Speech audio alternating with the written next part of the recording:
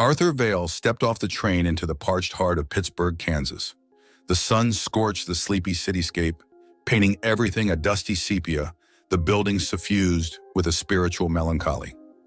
Vail, a middle-aged detective of quiet resolve, squinted into the noonday glare, his face weathered like old leather, betraying years of silent struggle and survival. He had been sent to investigate a man of God whose sermons dripped with suspicion rather than salvation. A local junkyard, ostensibly a graveyard of obsolete dreams, was said to be his haunt. The junkyard sprawled like a rusted titan over the outskirts of Pittsburgh. He approached, his boots crunching on the gravel, the sound swallowed by the oppressive heat. The junkyard was a tangled weave of derelict cars, mangled scrap, and discarded machinery that formed metallic arteries through which the lifeblood of forgotten times flowed.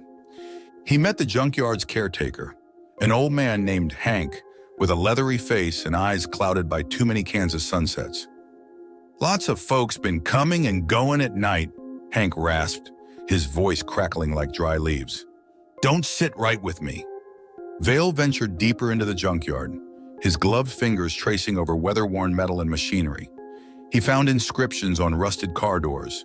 Their crude etchings danced between human and animal, tangible yet ethereal, stirring a primal fear in him. Throughout his exploration, his path crossed with Lily, Hank's quiet granddaughter, a sprite of a girl with an unsettling maturity in her gaze. Vail, despite his hardened exterior, felt an inexplicable pull towards her. Their conversations, infrequent but profound, served as the only relief from the oppressive atmosphere. "Nana says, those folks worshiping the stars," Lily had once whispered, her eyes carrying an unfathomable sadness. "They say God's not in heaven no more. He's sleeping in the deep, deep dark." Nightmares began to curl around the edges of his mind, his nights interrupted by fragmented visions of dark, titanic forms writhing in the vast abyss of space. His dreams whispered a terrifying chorus that echoed with the words of a child and the scrawls on discarded machinery. As days bled into nights, he felt the town's normalcy peel away, revealing an undercurrent of chilling dread. And as he delved deeper into the secret heart of Pittsburgh, he realized that he wasn't just uncovering a mystery, he was unraveling a reality that was far more frightening than the quiet life he had left behind. Arthur Vail's days became an echo of the last, each one tinted with an increasing sense of disquiet. The quiet town of Pittsburgh began to take on a sinister hue in his eyes. From the way the sun set with an uncanny haste, to the disconcerting stillness of the night, the town was draped in an oppressive shroud of unspoken fears. His investigations took him deeper into the labyrinthine sprawl of the junkyard. Each exploration, a treacherous descent into a world where man-made and metaphysical horrors twisted into a haunting amalgam. On one such exploration, a book, bound in unfamiliar and unnerving material, surfaced from beneath a wreckage of a dilapidated pickup. The text within the book was a corrosive splatter of symbols, cryptic glyphs that twisted in patterns that gnawed at the edges of Vail's sanity. His eyes followed the spiraling lines, drawn in despite the creeping discomfort that clawed at the back of his mind. It was like reading the anatomy of a nightmare, a chronicle of the cosmos that defied mortal comprehension. The conversations with Lily grew more frequent and intense. Her tales, woven from childhood innocence and touched with a terror that no child should know, began to reflect the chilling narrative of the unearthly tome. Her words, "He's sleeping in the deep, deep dark," echoed the silent screams of the symbols in the book. He was no longer a mere observer of the town's chilling underbelly. He had become a participant in its unfolding horror. The nights grew restless, his dreams invaded by images of vast, unfathomable depths, of colossal entities lurking in the cosmic abyss. His subconscious began to mirror his waking world, the flood of his past traumas becoming indistinguishable from the tide of new terrors. He found himself standing at the edge of the local river one night, its peaceful murmur contorting into a roaring symphony of his deepest fears. As he looked upon his reflection in the moon-kissed waters, he could not shake the feeling of being watched, of shadows lurking just out of sight. His mind echoed with a cruel thought. He wasn't merely investigating, he was being herded, pushed down a path not of his choosing. As the days unfolded into an uncanny blur, Arthur Vale stood at the precipice of a horror he couldn't comprehend nor ignore. The world around him, once familiar and grounded in reality, now resonated with a dread that blurred the lines of sanity. He began to see beyond the ordinary.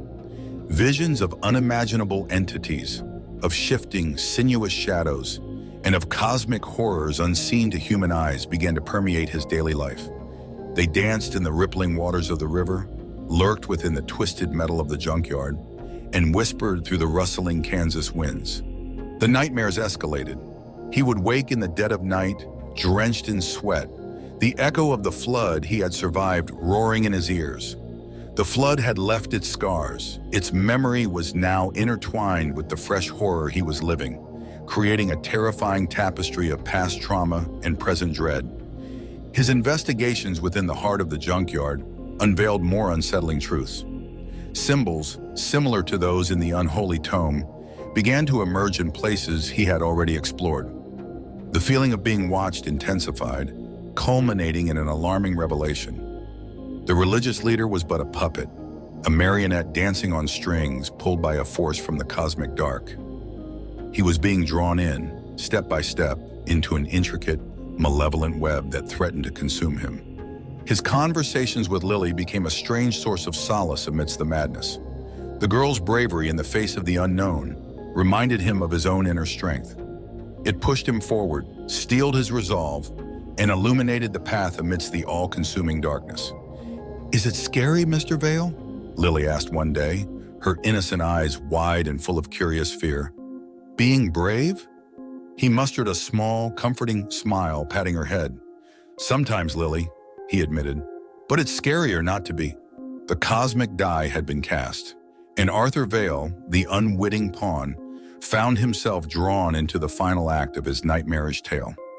The town of Pittsburgh, once a mundane haven of Midwest simplicity, now teetered on the precipice of a terror beyond human comprehension. The final confrontation came not as a thunderous clash, but a quiet, chilling realization. Having deciphered more of the alien tome, he came face to face with the horror. He wasn't merely a detective, but a piece of a larger celestial puzzle. The flood he had survived, the horrors he had faced, were all part of a grander design. He was marked, selected by the cosmic entity that had draped itself over the religious leader. The revelation was a bone-chilling whisper, a silent scream that echoed within the confines of his being. The cosmic entity had been pulling the strings all along, playing him like a delicate instrument, orchestrating a symphony of horror and despair. His hand, trembling with a cocktail of fear and defiance, set the accursed book ablaze. The fire consumed the eldritch symbols, casting a wicked dance of shadows on his face, illuminating the raw determination etched into his features. His brave spirit, now shining brighter than ever, allowed him to break free from the immediate grasp of the cosmic puppeteer. The climax of his struggle saw him leaving the terror-stricken town of Pittsburgh, but his escape was an illusion. The vast cosmic ocean that had consumed his world followed him, a looming presence that was inescapable, casting a dark shadow over the life he would lead henceforth. His past was a haunting echo in his quiet existence. He looked up at the night sky, the infinite expanse of stars twinkling back. They once held a comforting familiarity, but now they were a grim reminder of the cosmic horrors that lurked in the hidden corners of the universe. He was no longer just a detective. He was a survivor, a man forever treading the line between reality and the abyss. His life was a testament to the illusion of escape, the battle scars of his survival serving as a chilling reminder of the horrors he had faced. He was free, but the specters of the cosmic entities still lurked in the corners of his mind, biding their time, casting long, terrifying shadows over his existence. Arthur Vale might have survived, but the horror was far from over. It merely receded, waiting for the moment to surge again. Thank you for tuning in. If you enjoyed our content, show your support with a like and subscribe, and stay notified by hitting the bell icon. Expect more cosmic horror from Eldritch Tales Factory, and feel free to explore our other stories. See you in the next video.